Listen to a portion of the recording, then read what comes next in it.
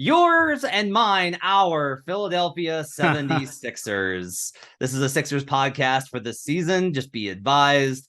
There's a 50.5 in the market. There's a 51.5 in the market if you want an under. Those are the best values I found. I lean over. This is a best bet for Brandon over. Let's start, Brandon, with what your projection is for the Philadelphia 76ers. Yeah, I think this is my favorite over on the entire board, not division, like everything. Nice. So I have the Sixers second defensively, behind only the Celtics, and potentially number one defense, top five for sure. I have them eighth on offense. So just to refresh, I had Boston ninth and first. I have Philly eighth and second. So more or less the same profile. I have the Sixers at 52 to 60 wins. It is a high floor team. I love the defense. I absolutely love the offseason. Daryl Morey checked every box. PJ Tucker, DeAnthony Melton, Daniel House, raising the floor defensively. They have one or two MVP candidates, 1.5, maybe 1.4 at this point. I don't know what we think of James Harden, but we know what he can be. And so the offensive ceiling is there that Boston, I don't think, has a chance to get to because of Embiid and Harden. And frankly, Tobias Harris as a fourth guy and Tyrese Maxey getting to the third and number 2B sort of guy. We love this team. We've talked about Philly probably 4 or 5 times already this offseason and kept encouraging you, urging you, begging you to bet overs. And yeah, we like them. I have some other alternate ways to support them too. But what do you got on Philadelphia? All right, well, let's start here. When James Harden and Joel Embiid were both in the lineup last season, they went 14-7. If you extrapolate that over the course of a season, that's a 54-win team right there. Just, hey, you don't have to believe in their playoff ability. You don't have to believe in Harden's ability to stay healthy or in shape. You don't have to believe in a lot. You definitely have to factor in Embiid's health into this win total, but you're going to have to do that with a lot of teams. If Embiid plays a healthy majority of the season and Harden plays a healthy majority of the season, the Philadelphia 76ers are going to win at least 52 games, which gets you over under any number. Like, it's just pretty simple there. I mentioned the number on 51 teams, and it is relevant here. So 27, 15, and 1 to the under if you have a win total over 50. So that's a little bit of word caution is that teams with a number over 50, and there are a lot this season, they have tended to go under in the last 10 years. So a little bit of a caution that this number, it feels very low, which is why I lean over with you, but it is a little bit of these teams with high expectations oftentimes get hurt by whatever. They've won 50 or more in 4 of 5 seasons. Obviously, this is the Joel Embiid era. In the last 5 seasons, they've won 50 or more or at a 50-win pace in the short seasons in 4 or 5. 2020 was the exception, and obviously there was some things that happened that kind of disrupted that. They probably wouldn't have gotten there in that season anyway because of how things were going, but in general, that team was still good enough to be with at least have a shot at going over if the reduction hadn't happened. The Embiid injury risk, I think you have to factor in. It's different from if Joel Embiid gets hurt, you're going to go under is different from, if Nikola Jokic gets hurt, you're going to go under because Jokic has a history of being one of the most consistently available players and Embiid doesn't. A big reason why I'm in on the over here is not only the stuff you talked about with the additions of basically former Rockets, but also I'm buying Tyrese Maxey. I just think that they kind of realize in the playoffs, okay, he's not just a regular season dude. This isn't Jordan Clarkson. Tyrese can go. He's a gamer. He's one of those guys you can trust in a playoff environment. That matters. It matters for when James Harden sits and that Maxey can keep up the production. He's only getting better and can fill in those minutes. It matters in that Harden really was content a lot of the times to draw attention and then feed Maxey, who would tear the defense up. Having another on-ball creator is, I think, really valuable there. As well as I'll say, I think there's upside for this season. I still think a Tobias Harris trade is possible. If a team gets to where they're like, all right, we just need to pivot. They might pick up on Harris and get the Sixers a little bit of extra help, but their depth is good enough as it is. Second in defense is optimistic, I think, based off of what I've seen from this team in recent seasons. But PJ Tucker's a motherfucker. He's just really tough. Daniel House, really tough. They brought in really tough defenders. They have a lot of guys that know how much it matters. Embiid's presence He was really good on the edge last year, a lot better than honestly I thought he was. He's always going to be a little susceptible to having to play drop and getting floaters cut on him, but that's a playoff problem and not a regular season issue. In the regular season, Yep. much like it is with Gobert, giant guys that intimidate at the rim are really helpful in getting you wins. Embiid's fantastic at that. So all the basketball stuff does match up. I'm not making this a best bet over simply because of my concern over Embiid's availability and the number being at 50. If this is like 48 and a half, I'd be like, oh yeah, let's go. But at 50 and a half, I'm going to be cautious. It's I'm not just leaning, I'm tilting very much over. Like I've had 4 shots of vodka. Like I'm leaning real hard to the over. I'm just not willing to bet it. What is interesting, I think, is the division stuff. This was 400 or longer. I think I got a 425 early in the process. No pun intended. And now it's down to plus 375. Their seeding is 4.5, juiced under minus 125 at DraftKings. What are some derivative markets that you like for the Sixers as well as the over?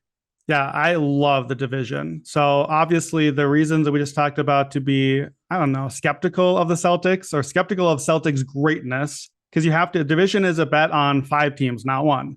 So you have to consider that in. We'll talk about obviously the Nets shortly. I don't think the Raptors are in play for the division. I have the Philadelphia 76ers as a division winner. I have them at 45% to win. That would make them by my number, about a plus 125. And that makes this a smash play if I'm getting a 375. I know it's not what it was before. And I too thought that the number would get juicier once Brooklyn settled down and was like, oh, great, we got a 3-team division race now too, which I don't really think we do. But I thought the numbers would reflect it. I'm a little disappointed. They don't. But this is my favorite division play on the board, in part because you know how I do things. I've got other division plays where I'm like, well, I don't think this team's going to win the division, but the number is bad. You should bet it because it could happen, and it could happen more than what the number says. This is the number is bad, and I think they're going to win the division. Like, I think you are likely to win the bet, and it is a huge edge in your favor, which we don't always get both of those with the way that I'm playing the numbers. So, yeah, I think the division is a play you have to make here. Yeah, I saw the seeding. That was shocking to me that's the number that we're getting there. There's an alternate over 53.5 at plus 190. That doesn't entice me that much. It's not a juicy enough number for a really high win total. So I don't know that I need that one. You can do at DraftKings plus 1,100 to have the most wins in the season. I like that. I'm not going to put a huge amount on it, but Philadelphia would be probably one of 3 teams that I would put as my leaders in that area. So I think that's a good number. Plus 500, number 1 seed in the East at DraftKings. So yeah, I want to talk about that. Which of those would you play? What we just said? Because I think if you are the 1 seed in the East, I think you do have the best record. I would rather play the 1,100 because the West is brutal. I like the East one. You like the sure win. I like the big payout. We're back to that again, right? Yeah, because it's just like, look, if the Suns go back in and they win 63, or the Clippers, like Kawhi decides to play, like, what if I told you Kawhi played 75 games this season? I would laugh at you. Yeah. 75, really? Are we counting the playoffs and preseason? Like, let's say that happened. All you need is one team to be great. I understand. Yeah. And so I think the answer is you play both. If you like mine to do the overall, then you can just play both and you have protection. Well, and it's also looking at the contour of the league. I think there's more teams that are trying to prove it in the Western Conference, and prove it teams always want to win more. Sure. Versus in the East, the Nets don't need to prove it. The Celtics don't need to prove it. We just talked about the value on the under. The Bucks could certainly do it, but the Bucks also, like, they're playing the long game for the title. Like, what's the team in the Eastern? Like, the Cavaliers are your biggest threat. Do you think the Cavaliers are going to win 56 games, 57 games? Like, even for you, that's a lot. So, yeah, that's for fair. me. Like, in the East, if we look at the context of the Eastern Conference, getting 5-1 on that's still really good. We've talked a lot about the 1-2s finishing division. You can get Sixers Celtics at plus 800, Sixers Nets at plus 1,000. I'm not going to bet it because I think there's a lot of instability in this division. And there's another team that we have to talk about in a minute that is just they're my nemesis, and I will not get involved in things where they can screw me. But I do think that Sixers Celtics plus 800, like, bet if you're going to play it, play like 1.5 like whatever your how many you're going to play, like play 1.5 on that versus like a 0.5 on the plus 1000 Sixers Nets. I would lean, if you're going to do it, a little bit towards Sixers Celtics, right? Yeah, if you're saying if you're going to do both of them, put maybe 3/4 of your bet on those two. Put 3/4 on the Celtics finishing second, and 1/4 of it on the Nets. I agree with that. The 800, I looked at that as well. And if you're wondering, can I just play both of those so that the Sixers win the division and either of them is second? I don't believe Toronto or New York can do it. You can. You basically just get the 375 again. So you're not getting an advantage there. I want to talk about what. So you're the leaning tower of Pisa on this. I want to help try to push you to a bet on this. And here's the reason. Your skepticism on the Embiid injury, I think, is very fair. Your point of this is not Jokic. Jokic is durable and has played year after year. Knock on all the wood, keep staying healthy, big fella. You're right. Embiid absolutely, historically, is much more likely to miss games or a swath of the season. A thing that I like about this team a lot, and part of why I feel so confident in the over, I think Embiid will miss time. I think Harden will miss time. I think we have to factor that in at this point. But when Embiid misses time, now you have Maxey to step up. Now you have James Harden to go MVP mode for 3 weeks, just 3 weeks, and keep the team afloat. Harden's out. Now Embiid can do the Embiid thing for a while. They're both out. All right, that's fine.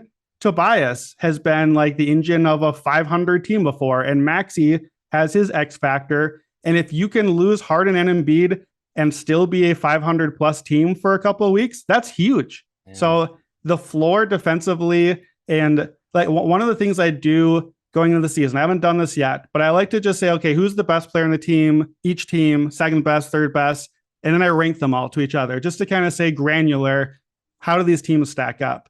I haven't done it yet, but when I do that, the Sixers, when you look at who's the best player, they're going to have a top 5 answer to that question. Second best player, they're going to have a top 3 answer to that question. Third best, they're going to be top 5. Fourth best, top 5. They have these star players in a star-driven league so that when the bad thing does happen, and it's more likely to happen with the Sixers, they have the answer to that test already in hand. So that's part of the reason that I really like the over 2, because even in the bad scenarios, I think they have better answers than a lot of other teams. So you almost got me. You've almost got me, but my hesitation is basically that I don't have them, their defensive floor as high as you. Last season, dunksandthrees.com, which we use a lot because it factors in strength of schedule. The Philadelphia 76ers were 11th in defensive rating. That was a lot of things went their way and they were 11th. Is this team better suited to win regular season games than the team with Ben Simmons and Tobias and those type of teams that did not win? Yes, if you're like, the rest of the guys will go. I think the problem is, I think there will be a lot of nights where they're like, look, Joel's out, and if Joel's resting, James is resting. And so we're going to pull both of them. And now it's like, well, okay, we know that we're not really trying to win because we pulled both. Like it's just, again, it's, I needed it to be like 49.5. If a 49.5 pops in the market, I will bet the over. I will say that. I just can't get to the 50 win threshold. Even though, as you said, they've been in a 50 win pace 4 of the last 5 years. So that's already the floor they've shown. And that includes lots of Embiid injuries. And isn't this team the best version of the 5-year Sixers? I think a reasonable floor is 50. So I want, if it's 50.5, I need one more. I want like, okay, that's fair. I know it's the number. You're playing the number again. That one win matters. Yeah. So I that's my number. It's just that's feeling more than it is science. It's just for me, I need a 49.5. Well, I'll bet a little extra for you.